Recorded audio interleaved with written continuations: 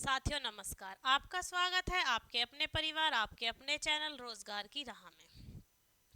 उम्मीद है आने वाली सभी क्लासेस आपको हमारी पसंद आई होंगी। हमने धीरे धीरे करके पहले आपको यांत्रिकी यानी कि मैकेनिज्म, फिर उसके बाद हमने आपको तरंगे यानी कि वेव्स पढ़ाई थी। उसके बाद हमने ऊष्मा का नेक्स्ट जो हमारी लास्ट क्लास थी इसमें ऊष्मा को समाप्त किया है। ऊष्मा हमने 4 क्लासों में पढ़ी है। कितने प्रकार की ऊष्मा थी आपकी? ऊष्मा थी, गुप्त ऊष्मा थी, विशिष्ट ऊष्मा थी, जिसमें हमने तापमापी पैमाने भी पढ़े। 4 हमारे तापमापी पैमाने थे। तो उसी के साथ आज हम अपना नया चैप्टर शुरू कर रहे हैं, पैमाना, वो सॉरी प्रकाश, लाइट। कि लाइट क्या है? प्रकाश एक ऐसी ऊर्जा है जो हमें सूर्य से मिलती है, या कह सकते हैं कि प्रकाश एक ऐसी ऊर्जा है जिसकी सहायता से हम किसी भी वस्तु को देख सकते हैं। तो आज का हमारा चैप्टर होने वाला है प्रकाश, जो आने वाली हमारी 4-5 क्लासों में कंप्लीट हो जाएगा। तो हम चाहते हैं कि आप नोट्स बनाएं, रिवीजन करें, अच्छे से अच्छी तैयारी करें, क्योंकि जीएस का इतना बड़ा फील्ड होता है कि कवर नहीं हो पाता। और हम कोशिश कर रहे हैं, लगातार अपनी क्लासेस ला रहे हैं कि आप अच्छे से तैयारी करें, अच्छे से एग्ज़ाम दें। जैसे कि अभी रेलवे के एग्ज़ाम आने वाले हैं, यूपी पुलिस री एग्ज़ाम आने वाला है, साथ ही साथ आपके और भी एसएससी के एग्ज़ाम आने वाले हैं। तो हम चाहते हैं कि आप अपनी अच्छे से तैयारी करें, जल्दी से जल्दी सिलेक्शन लें, मम्मी पापा का सपना पूरा करें। क्योंकि एक माँ बाप ही ऐसे हैं जो चाहते हैं कि उनका बच्चा उनसे आगे जाए, तरक्की करे। बाकी कोई नहीं चाहता कि तरक्की करे। तो ठीक है, इसी के साथ हम अपनी आज क्लास शुरू करते हैं और देखते हैं कि हमारा पहला क्वेश्चन आज का क्या होने वाला है। प्रकाश एक ऊर्जा है जो संचारित होती है। मतलब हमसे बोला गया है कि अगर लाइट एक एनर्जी है तो वो संचारित होती है। किसके माध्यम से संचारित होती है? क्या इसके लिए माध्यम की आवश्यकता होती है, या कौन सी तरंगें हैं जिनकी वजह से आपकी जो प्रकाश है वो धरती पर आ पाता है, पृथ्वी पर आता है, जिससे हमें वस्तुएं दिखाई देती हैं? तो हमें ऑप्शन दिए गए हैं, विद्युत चुम्बकीय तरंगे, दृश्य प्रकाश, अवरक्त तरंगे, या उपरोक्त सभी।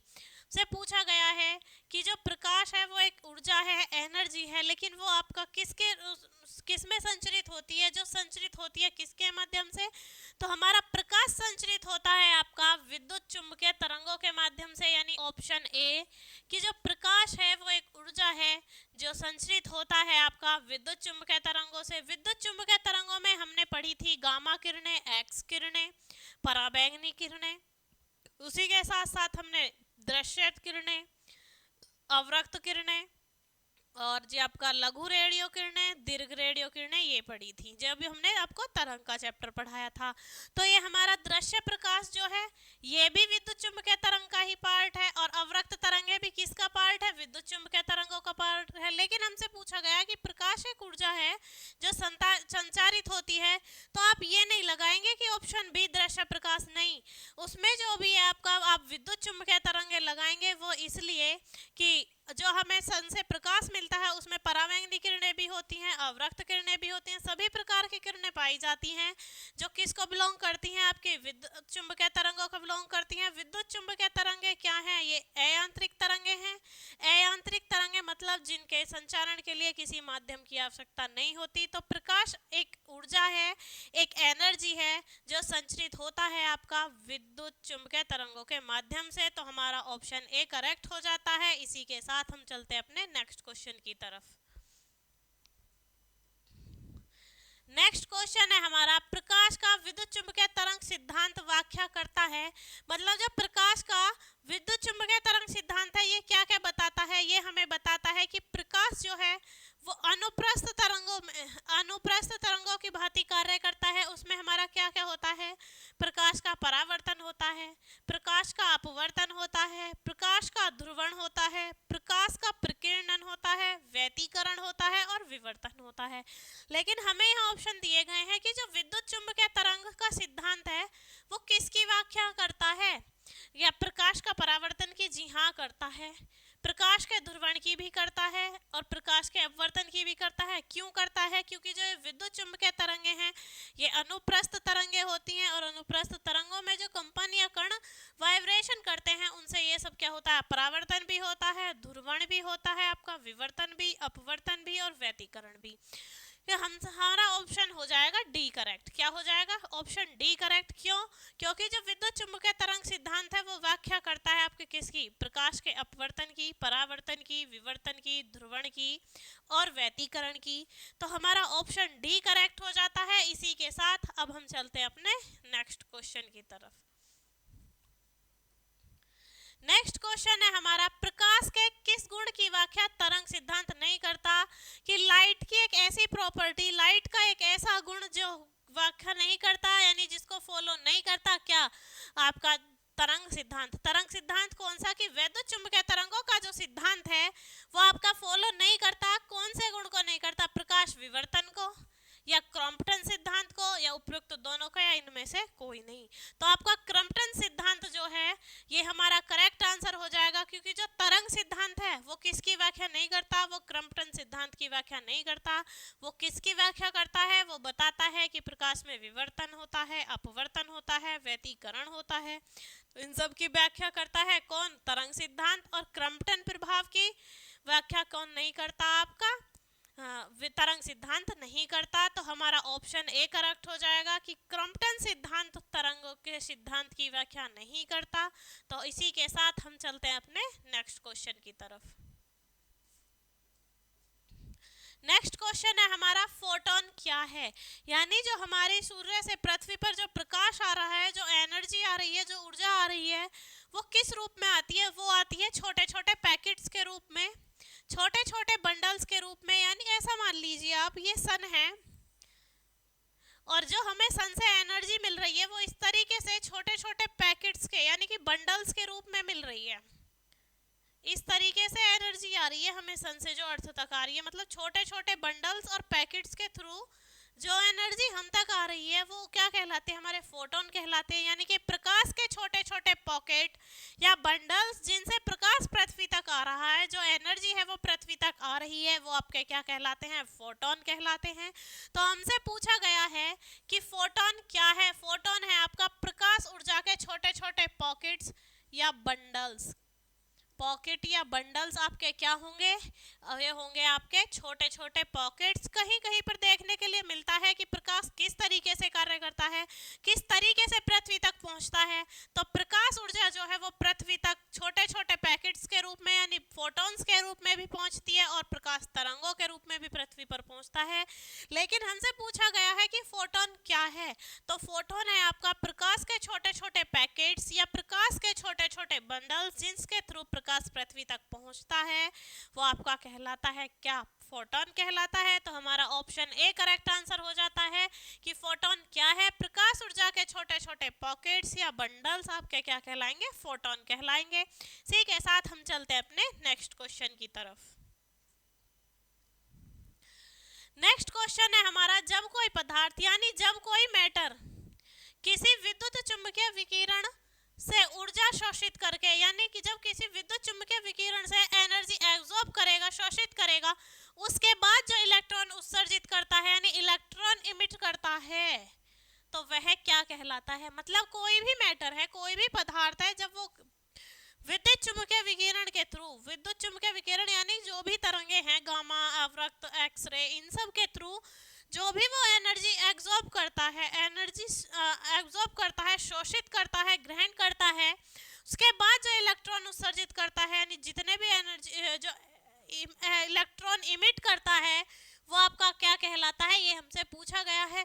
यानी कि जब कोई पदार्थ, कोई भी मैटर हम ले लें, उसे हमने विद्युत चुम्बकीय तरंगों के टच में लाए और उसमें जो इलेक्ट्रॉन इमिट होंगे, उस पदार्थ को जब हम विद्युत चुम्बकीय तरंगों के टच में लाए, उससे जो हमारे इलेक्ट्रॉन इमिट होंगे, इलेक्ट्रॉन उत्सर्जित होंगे, इलेक्ट्रॉन निकलेंगे, तो वो हमारा क्या कहलाता है? वो कहलाता है हमारा प्रकाश विद्युत प्रभाव। यानी कि ऑप्शन बी हमारा करेक्ट हो जाता है। यानी किसी पदार्थ पर जब विद्युत चुम्बकीय विकिरण रखा जाता है, ऊर्जा शोषित करने के बाद जो इलेक्ट्रॉन उत्सर्जित होते हैं, वो हमारे क्या कहलाते हैं? आपके प्रकाश विद्युत प्रभाव कहलाता है।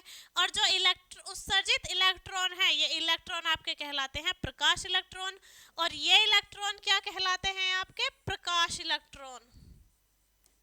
क्या कहलाते हैं? आपके प्रकाश इलेक्ट्रॉन।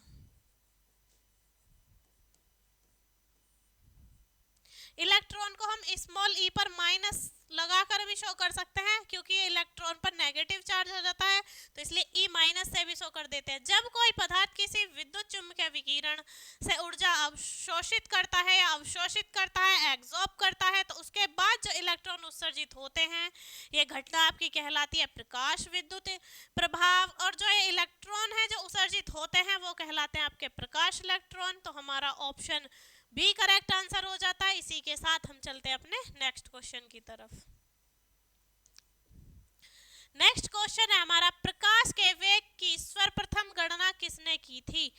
बता दूं आपको, प्रकाश का वेग होता है 3 × 10⁸ मीटर पर सेकेंड।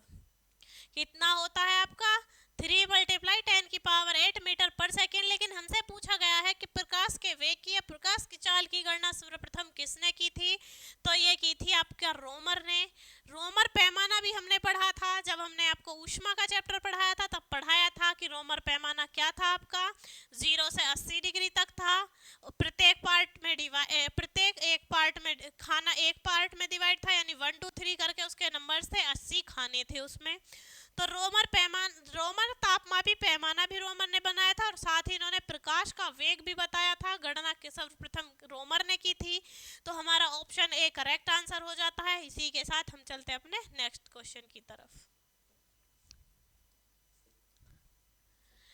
प्रकाश की चाल निर्भर करती है, यहाँ पूछा गया है कि जो प्रकाश की चाल है वो किस पर निर्भर करती है, किस पर डिपेंड करती है, यानी जो प्रकाश है वो जो चल रहा है वो किस पर डिपेंड करेगा। तो यहाँ हमें ऑप्शन दिए गए हैं अपवर्तनांक पर, संघनन पर, तरंग दैर्ध्य पर, या इनमें से कोई नहीं। संघनन क्या है? संघनन है किसी ताप पर, किसी निश्चित ताप पर या नियत ताप पर वाष्प का द्रव में परिवर्तन आपका क्या कहलाता है? संघनन कहलाता है। तरंग दैर्ध्य क्या है? एक आवर्त को पूरा करने में जो दूरी चली जाती है वो आपकी तरंग दैर्ध्य लैम्डा कहलाती है। अपवर्तनांक, अपवर्तनांक मतलब जो अपवर्तन के दौरान प्रकाश की चाल विचलित होती है, तो आपका जो कांस्टेंट वैल्यू निकलती है वो आपका अपवर्तनांक है। और हमसे पूछा गया है कि प्रकाश की चाल इनमें से किस पर निर्भर करती है, तो प्रकाश की चाल निर्भर करती है आपका अपवर्तनांक पर। किस पर निर्भर करती है? अपवर्तनांक पर। तो अपवर्तनांक पर निर्भर करती है, तो हमारा ऑप्शन ए करेक्ट हो जाता है। इसी के साथ हम चलते हैं अपने नेक्स्ट क्वेश्चन की तरफ। नेक्स्ट क्वेश्चन है हमारा, प्रकाश को सूर्य से पृथ्वी तक आने में लगने वाला समय, यानी जब जो लाइट है, जो प्रकाश है वो सूर्य से पृथ्वी तक आता है, छोटे छोटे बंडल्स में आता है, पैकेट्स के थ्रू आता है, यानी फोटॉन्स के थ्रू आता है। जब फोटोन में प्रकाश आता है सूर्य से पृथ्वी तक, तो उसको आने में कितना समय लगता है? उसको आने में लगता है आपका 8 मिनट 16.6 सेकेंड। कितना टाइम लगता है? 8 मिनट 16.6 सेकेंड। लेकिन चंद्रमा का जो प्रकाश है वो पृथ्वी तक आने में मात्र 1 सेकंड लगता है। कितना लगता है? 1 सेकंड। क्यों होता है? वो परावर्तन के कारण होता है चंद्रमा का प्रकाश। लेकिन सूर्य इतनी दूरी पर है कि सूर्य का जो प्रकाश है वो पृथ्वी तक आने में 8 मिनट 16.6 सेकंड का समय लेता है। तो हमारा ऑप्शन ए करेक्ट हो जाता है। इसी के साथ हम चलते हैं अपने नेक्स्ट क्वेश्चन की तरफ। नेक्स्ट क्वेश्चन है, वे वस्तुएं जो स्वयं के प्रकाश से प्रकाशित होती हैं, यानी कि कुछ ऐसी वस्तुएं होती हैं जो अपने ही प्रकाश से प्रकाशित होती हैं, तो वह वस्तुएं हमारी क्या कहलाती हैं? ये हमसे पूछा गया है। अप्रदीप्त वस्तुएं, प्रदीप्त वस्तुएं, पारदर्शक वस्तुएं, या उपरोक्त सभी। तो वे कहलाती हैं बच्चों हमारी प्रदीप्त वस्तुएं, यानी ऑप्शन बी। एग्जाम्पल के लिए हम बोल सकते हैं ट्यूबलाइट है, बल्ब है, ये सब क्या है? ये अपने प्रकाश से प्रकाशित होते हैं। तो ये सब क्या है? आपके प्रदीप्त वस्तुएं। हमसे वही पूछा गया था कि वे वस्तुएं जो स्वयं के प्रकाश से प्रकाशित होती हैं, तो वो क्या कहलाती हैं? आपकी प्रदीप्त वस्तुएं कहलाती हैं। उदाहरण के लिए आप ले लेंगे बल्ब,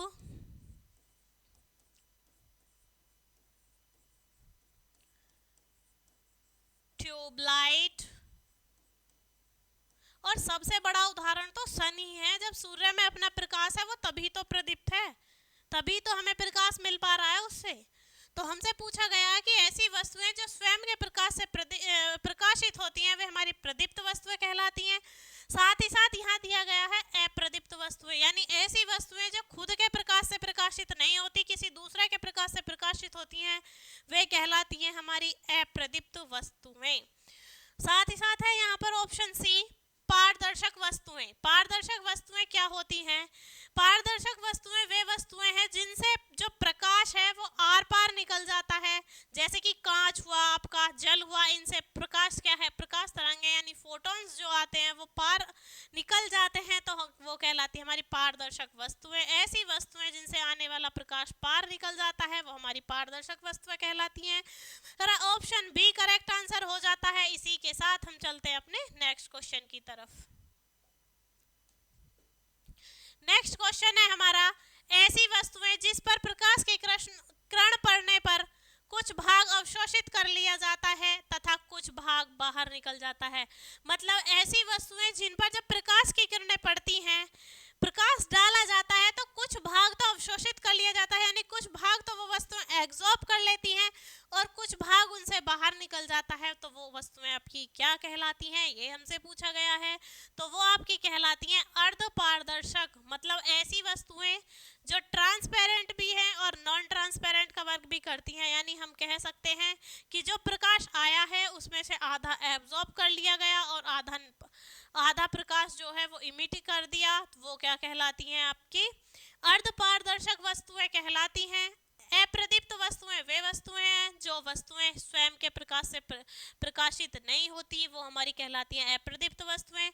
पारदर्शक जिसमें से आप प्रकाश पार निकल जाता है, जैसे कि जल और कांच।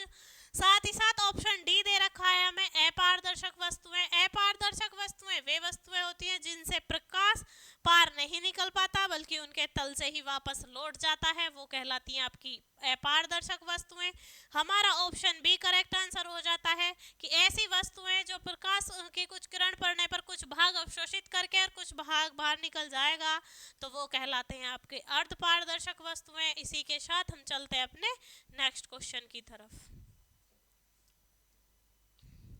नेक्स्ट क्वेश्चन है हमारा, प्रकाश को अवरोध के किनारे पर थोड़ा मुड़कर उसकी छाया में प्रवेश करना क्या कहलाता है। मतलब कोई भी लाइट है उसके किनारों पर अवरोध कर दिया हमने, यानी जो किनारे थे इस तरीके से प्रकाश जा रहा था चारों तरफ, इसके किनारों पर हमने यहाँ अवरोध उत्पन्न कर दिया।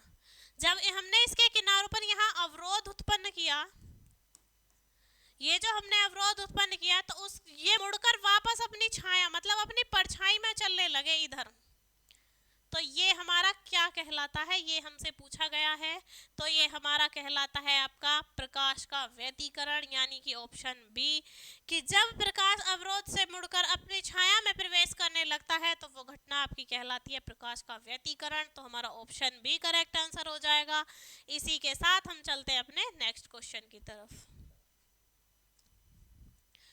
नेक्स्ट क्वेश्चन है हमारा, जब प्रकाश किसी माध्यम से गुजरता है वह तथा धूल व अन्य सूक्ष्म कणों के कारण प्रकाश सभी दिशाओं में प्रसारित होता है।